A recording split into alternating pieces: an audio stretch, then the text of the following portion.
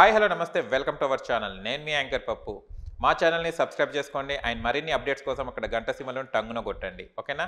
And ఈరోజు నేను ఒక స్పెషల్ గెస్ట్తో నుండి, ఆ గెస్ట్ ఎవరు కాదో union bank retired chief manager Babji గారు మనతోనే ఉన్నారు. చాలామందికి బ్యాంక్ అకౌంట్స్ గురించి తెలియదు అండ్ బ్యాంక్ గురించి కూడా డీటెయిల్స్ గురించి తెలియదు. ఆ డీటెయిల్స్ని సార్ని అడిగి తెలుసుకోవడానికి ప్రయత్నిద్దాం. నమస్తే సార్. నమస్తే. ఎలా ఉన్నారు Babji sir? Fine fine. Loan ఒక బ్యాంక్ నుంచి వెళ్ళి మరో బ్యాంక్కి మార్పిడి జరిగితే ఎలాంటి లాభ నష్టాలు ఉంటాయి సార్? లోన్ ఒక బ్యాంక్ నుండి ఇంకొక బ్యాంక్ వెళ్ళడం వల్ల ఏమవుతుందంటే తక్కువ రేట్ ఆఫ్ ఇంట్రెస్ట్ కావాల్సిన సందర్భం. అంటే ఈ బ్యాంకులో 14% ఉంది లోను. అంటే సపోజ్ కోఆపరేటివ్ సొసైటీలో 18%, 14% ఛార్జ్ చేస్తాయి. అవి నేషనలైజ్డ్ బ్యాంక్స్లోకి వచ్చేసరికి 8%, 9% ఉంటాయి. సో వాళ్ళు ఏం చేస్తారు, ఆ బ్యాంక్ నుండి ఈ బ్యాంక్కి ట్రాన్స్ఫర్ కావాలంటారు. ఒకటి రేట్ ఆఫ్ ఇంట్రెస్ట్లో కన్సెషన్ కోసం. రెండోది ఏంటి, ఆపరేషనల్ కన్వీనియన్స్.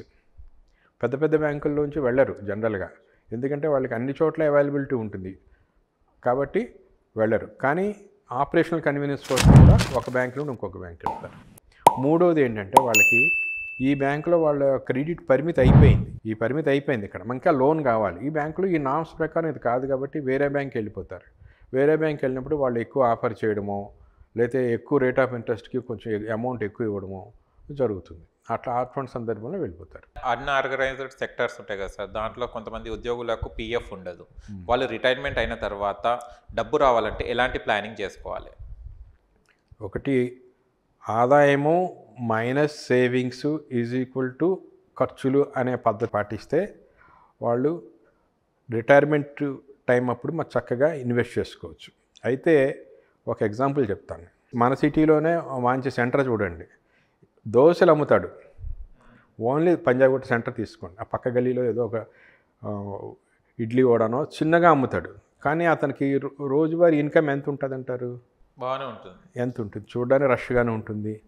ఎంత ఉంటుంది రోజువారీగా? 3,000, 5,000, 4,000. సరే, మీరు ఎప్పుడైనా రైల్వే స్టేషన్కి వెళ్తారు, బిజీ రైల్వే స్టేషన్లో వాడు దోశ అమ్ముతాడు. నేను పనిచేసిన హుబ్లీ కాబట్టి హుబ్లీ రైల్వే స్టేషన్ పక్కన ఉన్నది ఒక షాపు. వాడు దోశ అమ్ముతాడు మార్నింగ్ 5 నుండి ఉదయం 11 వరకు, మళ్ళీ ఈవినింగ్ 6 నుండి రాత్రి 11 వరకు. అంతే. రోజుకి ఎన్ని దోశలు అమ్ముతాడు? కాబట్టి బయటికి రోడ్డు పాయింట్లోనే ఉంటుంది. ఓకే, చాలా అమ్ముతాడు. అంటే రోజుకి 500 అమ్ముతాడుగా. అంటే 500 దోశలు, ఒక దోశ 50 రూపాయలు. ఎంత అవుతుంది? 500 ఇంటూ 50, 5,500 లేదు అంటే 25,000. 25,000లో 15,000 రూపాయలు పక్కకి తీసేయండి, అంటే 60% తీసేయండి. అతనికి ఇంగ్రీడియంట్స్ ఖర్చులు అవన్నీ పోతే అతనికి 10,000 మిగులుతుంది. రోజుకి 10,000 మిగిలిన అతనికి నెలకి ఎంత మిగులుతుంది? నెలకు 3 లక్షల దాకా వస్తుంది. 3 లక్షలు. ఆ బెనిఫిట్ లేనిది అతను పని చేయడు.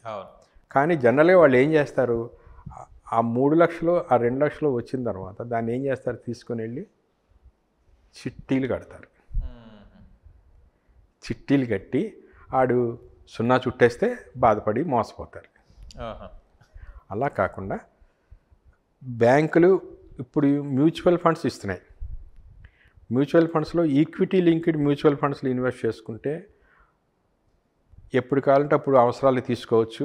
అలాగే ఆ మ్యూచువల్ ఫండ్స్లో ఇన్వెస్ట్ చేసుకున్న దాన్ని పిల్లల చదువులకో, ఇంట్లో ఎవరైనా సిక్ అయితేనో అటువంటి చోటనే కూడా వాడుకోవచ్చు. అయితే ఇంతకుముందు చెప్పినట్టు ప్లానింగ్ పెర్ఫెక్ట్గా ఉండాలి అన్నాను. ఎట్లా అంటే అతని యొక్క ఫ్యామిలీ, అతనికి అంత ఇన్కమ్ వస్తుంది, 3 లక్షలు ఇన్కమ్ వస్తుందని నేను చెప్తేనే మీరు ఆశ్చర్యపోతున్నారు. కానీ అతను ఏం చేయొచ్చు, 50,000, 60,000 కట్టి సంవత్సరానికి ఒక హెల్త్ ఇన్సూరెన్స్ పాలసీ తీసి పక్కన పెట్టుకున్నాడు అనుకోండి. ఏదైనా ఆపద వచ్చినప్పుడు, ఏదైనా జరిగినప్పుడు అది కాస్తుంది కదా. రెండోది, ఇన్సూరెన్స్ కంపెనీస్లో ఒకటి కోటక్ లైఫ్ ఇన్సూరెన్స్ కంపెనీలో ఎస్పెషల్లీ ఈ మధ్య నేను బాగా చదివాను. వాళ్ళు ఏంటంటే కోటక్ గెయిన్స్ అని చెప్పి ఒక ఇన్సూరెన్స్ కంపెనీ అంటే ఒక ప్రోడక్ట్ ఇచ్చారు.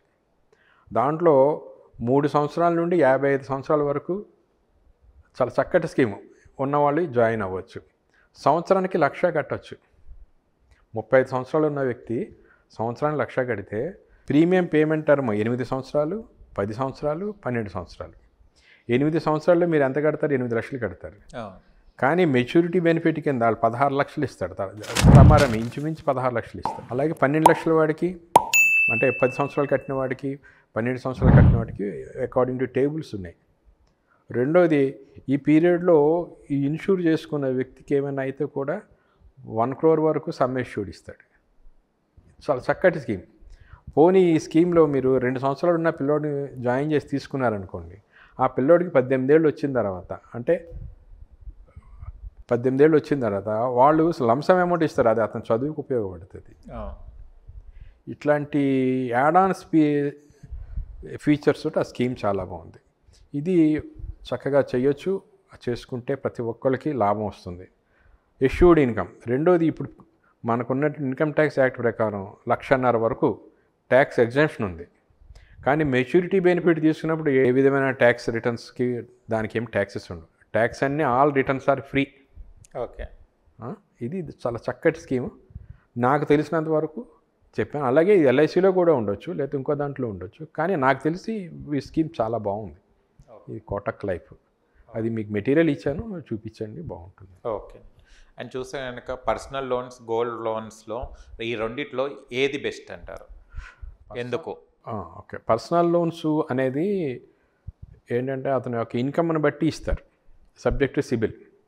గోల్డ్ లోన్ అయితే సిబిల్ అవసరం లేదు, ఇంకా you are already giving the security కదా. అదే పర్సనల్ లోన్లో ఏమవుతుంది, ఈఎంఐ మిస్ అయినా, లేకపోతే తన ఎంప్లాయ్మెంట్ ప్లేస్ ఆఫ్ ఎంప్లాయ్మెంట్ మారినా, ఆ ఈఎంఐలు ఆగిపోయినా, ఇక్కడ ఎన్పిఏనో లేకపోతే ఓవర్జూనో డార్మెంట్ అయి కూర్చుంటాయి, అంటే అవి అయి కూర్చుంటాయి. గోల్డ్ లోన్ అయితే మన ఇంట్లో వాళ్ళు గోల్డ్ పెట్టినా ఏం చేస్తారని గుర్తు చేస్తుంటారు. అందుకని నా ఉద్దేశంలో gold loan is far better than personal loan.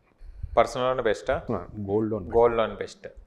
Gold లేకపోతే చాలా తప్పనిసరిగా పర్సనల్ లోన్కి వెళ్తాం, కానీ personal loan rate of interest ఎక్కువ, 14% ఎంత ఛార్జ్ చేస్తున్నారు. Okay, thank you so much sir. మరిన్ని విశేషాలు మరో ఇంటర్వ్యూలో కలుద్దాం. ఓకేనా, థ్యాంక్ యూ సార్. చూశారు కదా ఫ్రెండ్స్, మీకు కనుక మా వీడియో నచ్చి లైక్ చేయండి, షేర్ చేయండి, కామెంట్ చేయండి, సబ్స్క్రైబ్ ఛానల్ అక్కడ గంట సిమ్లో టంగును కొట్టండి. నేను మీ యాంకర్ పప్పు. Bye bye.